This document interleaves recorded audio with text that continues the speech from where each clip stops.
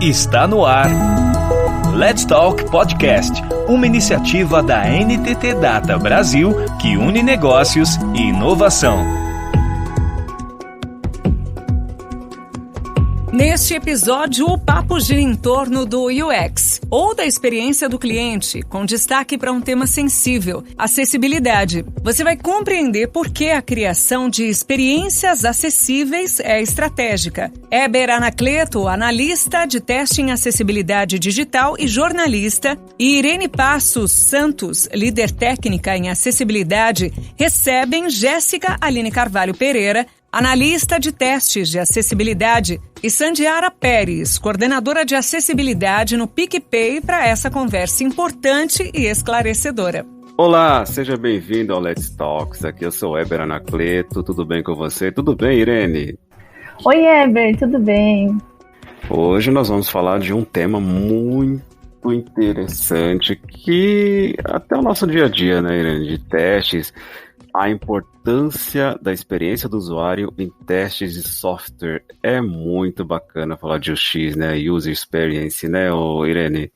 Verdade, Heber. Esse assunto é de extrema importância, principalmente para quem é da área de desenvolvimento. Claro, não só para quem é de desenvolvimento, mas também é importante para quem é tester, quem é QA, né? Tanto de acessibilidade funcional e para você também o X aí saber como colocar acessibilidade no seu dia a dia.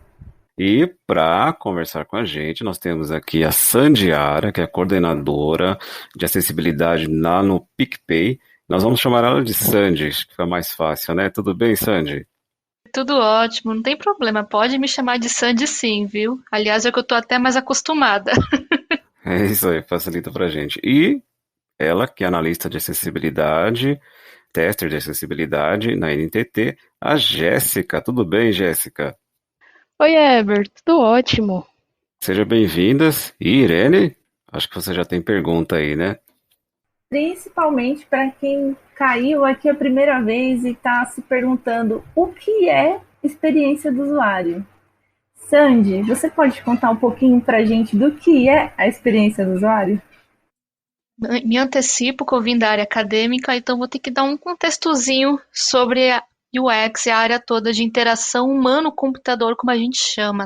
Quando a gente usa um sistema, uma aplicação, o que seja, a gente quer atingir um determinado objetivo. A gente está realizando uma tarefa, seja ela fazer uma compra, gerar um cartão virtual e assim por diante. E dentro desse contexto de uso, temos algumas características que devem ser observadas nesse processo de interação e interface. E no mundo da IHC, é o que a gente chama de critérios de qualidade de uso. A usabilidade, a experiência do usuário, acessibilidade e comunicabilidade. Diferente do que se pensa, já chega aqui o spoiler, usabilidade é diferente de experiência do usuário, sim. A usabilidade ela é ligada à eficiência com que uma determinada tarefa é realizada, enquanto a experiência do usuário, ou User Experience, ou comumente conhecido como UX, é ligada mais à experiência do antes, durante e após a realização de uma tarefa. Quais foram os seus sentimentos durante a realização dela, e até mesmo parafraseando alguns autores da área de HC, a experiência do usuário nada mais é que a usabilidade do ponto de vista da pessoa usuária. A experiência do usuário é importante para a acessibilidade? A gente falou de usabilidade e UX. Tem a comunicabilidade, que se dá em relação à comunicação da interface para o usuário. Ela tem que falar por si só e fornecer apoio ao usuário conforme necessidade. E aí a gente se depara com acessibilidade. No ponto de vista de HC, acessibilidade é a capacidade da pessoa usuária acessar um conteúdo, uma informação, e que possa interagir com essa informação sem que a interface ou quaisquer que sejam os pontos de contato imponham obstáculos.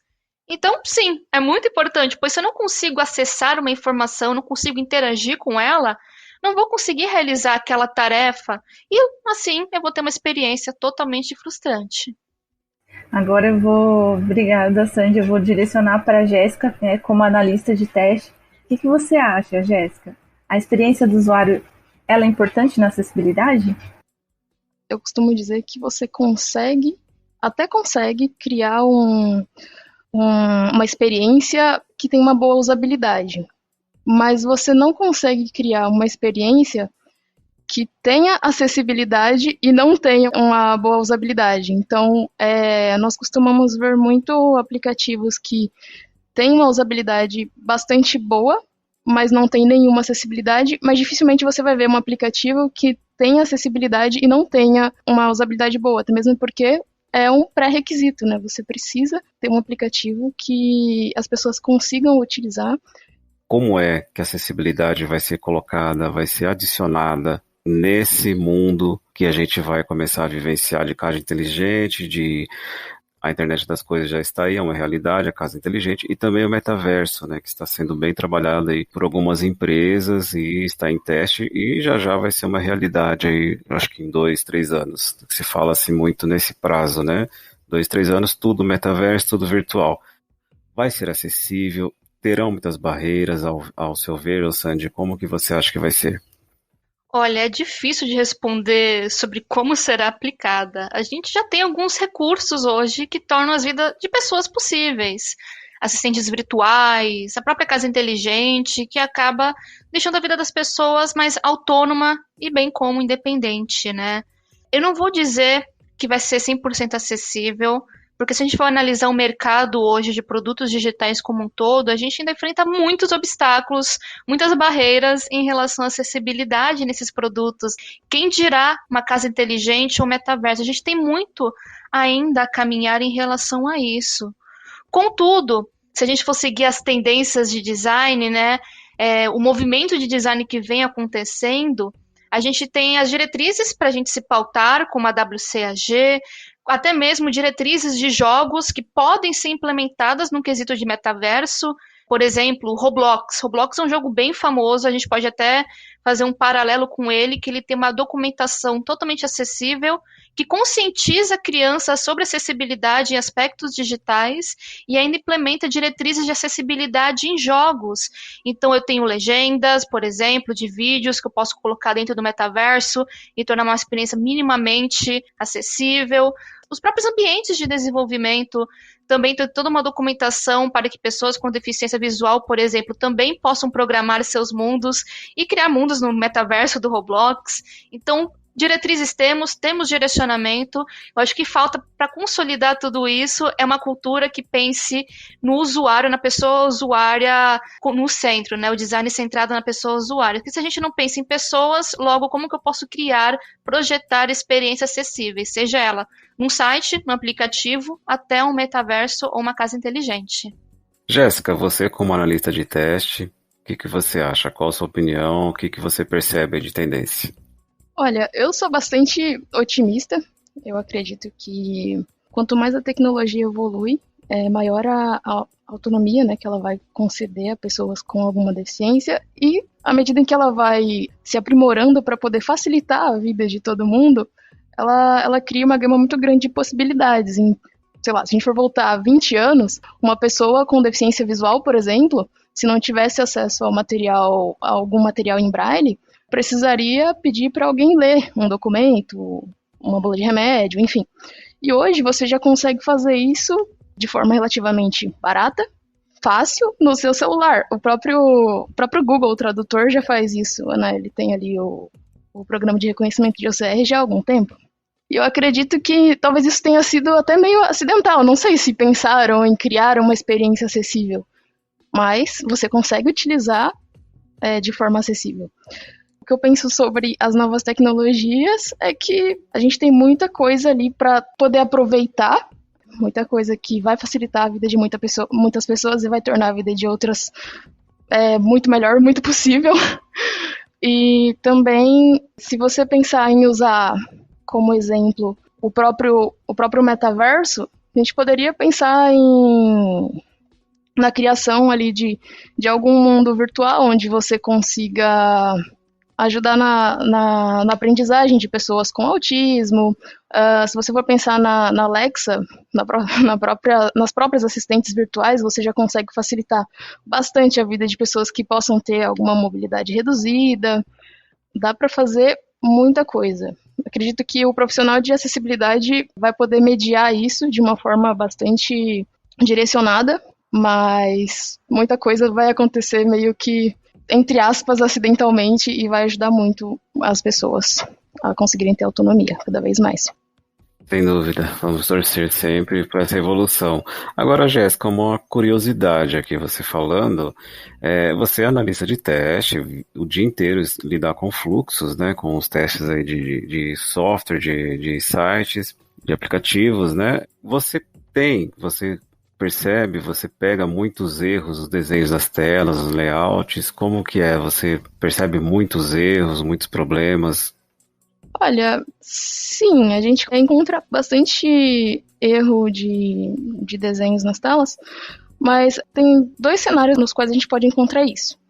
Um cenário em que a gente está trabalhando com acessibilidade desde o início, a gente vai encontrar ali uma especificação de acessibilidade que talvez o profissional, né, de UX que desenvolveu essa experiência, ele não tem muito conhecimento em acessibilidade, então ele desenvolveu essa especificação meio que tentando encontrar uma forma de especificar quais seriam os comportamentos dos componentes, e aí isso pode ter alguns probleminhas.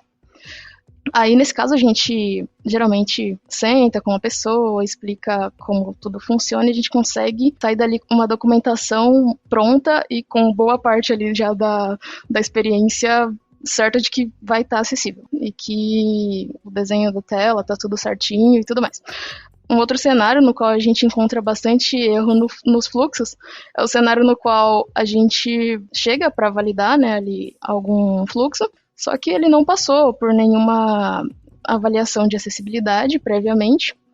E aí, esses são os mais complicados, porque a gente consegue encontrar muitos problemas do tipo componentes carregando no meio da tela, de forma que deixa a navegação extremamente confusa, uma série de imagens que não precisariam estar tendo ali uma descrição e elas estão sendo lidas, ou o contrário também, né, imagens extremamente importantes que estão ali na interface, elas não estão sendo lidas. Geralmente esse cenário é mais difícil porque aí envolve toda a questão de desenvolvimento e a gente precisa voltar e reconstruir tudo que já foi construído, então ele costuma ser bem complexo. Mas sim, a gente encontra, em via de regra a gente costuma encontrar bastante.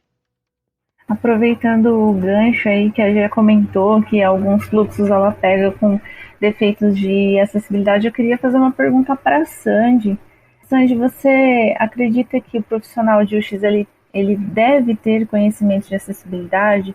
E se ele tem conhecimento de acessibilidade, é sobre o que? As regras WCAG? Eu diria que o maior papel de pessoas que trabalham com UX em empresas é, principalmente, além de projetar experiências, mas advogar por usuários, por pessoas usuárias, enquanto se cumpre objetivos de negócio. É aquela pessoa que vai ouvir as dores dos usuários em uma determinada jornada, ou na sua jornada como um todo, levar isso para cima, eu digo, para negócios, e chegar no bom senso a fim de atender essas pessoas. Afinal, são elas que são nossos consumidores, eu digo nós como produto. Se eu estou negando um acesso a uma determinada pessoa, eu sou uma pessoa UX, por exemplo, um designer que projeta para todas as pessoas ou para quase todas as pessoas, né?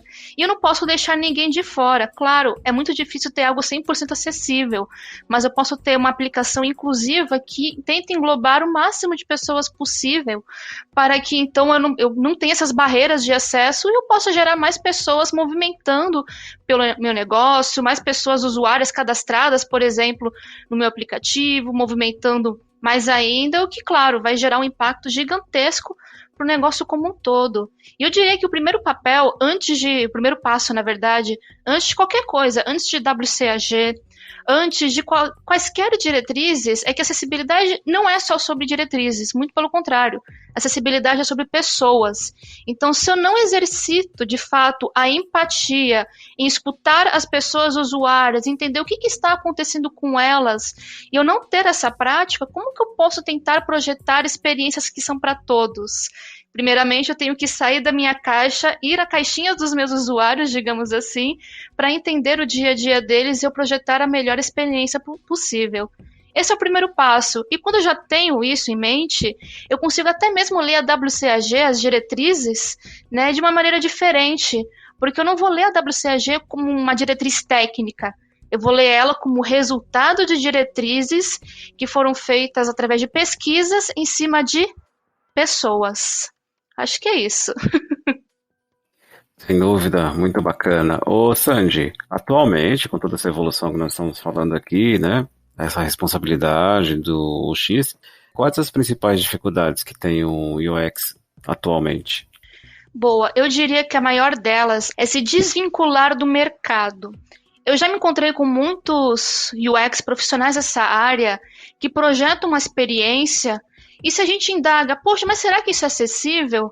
Ah, mas o Material Design, a Google, por exemplo, faz dessa maneira, mas a Apple, né, faz dessa maneira. E não questionam por que, de fato, aquela diretriz está daquela maneira. Diretrizes são apenas meras formalidades de pesquisas com pessoas, mas pessoas mudam a todo instante, né? Então, essas diretrizes precisam ser atualizadas e é um trabalho que leva tempo. Logo, acho que a maior dificuldade hoje de um profissional de UX é aprender a ter um olhar heurístico sobre essas referências, vamos dizer assim, essas diretrizes, e ter um olhar crítico também sobre elas. Olha, será que realmente faz sentido para esse contexto? Será que eu não posso fazer uma pesquisa em uma determinada base de usuários para ver se esse componente que a Google projetou, por exemplo, faz sentido? E assim por diante. Eu diria que essa é a maior dificuldade do profissional de UX hoje em dia, se desvincular de padrões de mercado e não questioná-los. Bom, muito interessante, Sandy. Agora eu ia perguntar para a Jéssica o que é necessário para uma aplicação acessível quando pensamos na experiência do usuário, né? E o que não pode faltar nos testes para o usuário ter a melhor experiência. Olha, eu costumo pensar que existem alguns pontos que são essenciais na elaboração de uma aplicação, né? Que, assim, os dois principais seriam ter ali uma especificação de acessibilidade muito bem construída, validada com a equipe de acessibilidade, se possível validado com o usuário também, dependendo da complexidade ali do fluxo que você quer fazer, né? Um segundo ponto seria a construção de um código semântico, de um código que compreenda ali todas as recomendações, né, todas as boas práticas. Eu acredito que seguindo esses dois pontos, você já consegue ter um aplicativo muito bem estruturado, um aplicativo, um site, enfim. Mais especificamente falando sobre os testes, quando você está validando um fluxo, você tem que pensar em todas as possibilidades e possibilidades de sucesso, possibilidades de erro. Você tem que realmente explorar aquele fluxo e, por exemplo, se você está validando um formulário, você vai validar ele de diversas formas possíveis, vai tentar encontrar todos os erros, se está sendo falado, as mensagens de erro. Acho que isso é essencial, você tentar prever ali vários cenários pelos quais o seu usuário pode passar. E um outro ponto seria ter essa capacidade de abstrair. Então, às vezes, você não vai pensar exatamente no que fica legal para você, né? Você vai tentar pensar no que ficaria legal, que ficaria acessível para outras pessoas também. Eu lembro que quando eu comecei a trabalhar com acessibilidade, me falaram: você vai precisar pensar como usuário, mas vai ter de agir como um analista. E aí eu fiquei, meu Deus, como eu faço isso, né? Me pareceu algo bastante contraditório na época. E hoje eu entendo que realmente tem momentos em que você vai precisar pensar como usuário, então você vai ter que passar por diversos cenários que o seu usuário passaria, mas na hora de pensar mesmo, você vai pensar como analista, de agir ali, você vai agir como analista, porque você vai precisar entender o que está acontecendo ali, quais são os problemas, como você pode deixar isso acessível, não só para você, de acordo com a sua opinião, mas você vai se valer aí de todo um repertório técnico, toda uma prática que você tem, pesquisas, enfim, N coisas que você pode utilizar para você conseguir ali garantir que quando essa aplicação chegar no usuário, ela vai estar o mais acessível possível. Muito bom, Jéssica. Olha, gente, que tema Magnífico, eu gosto muito de UX, né, de CX também, eu acho, e junto com a acessibilidade é um casamento muito bacana, né, e essas duas profissionais aqui, deslumbrando pra gente aqui esse tema com tanta propriedade, a gente só tem a aprender cada vez mais, né, Irene? Verdade, Eber, tô curtindo muito aqui o podcast. Muito bom. Ó, a gente vai ficando por aqui, mas vamos continuar essa conversa no próximo bloco, então não perca aí a importância da experiência do usuário em testes de software. Até o próximo bloco. Até, Irene. Até, Eber. Até, pessoal. Você ouviu Let's Talk Podcast, uma iniciativa da NTT Data Brasil que une negócios e inovação. Toda semana tem novidades por aqui. Até lá!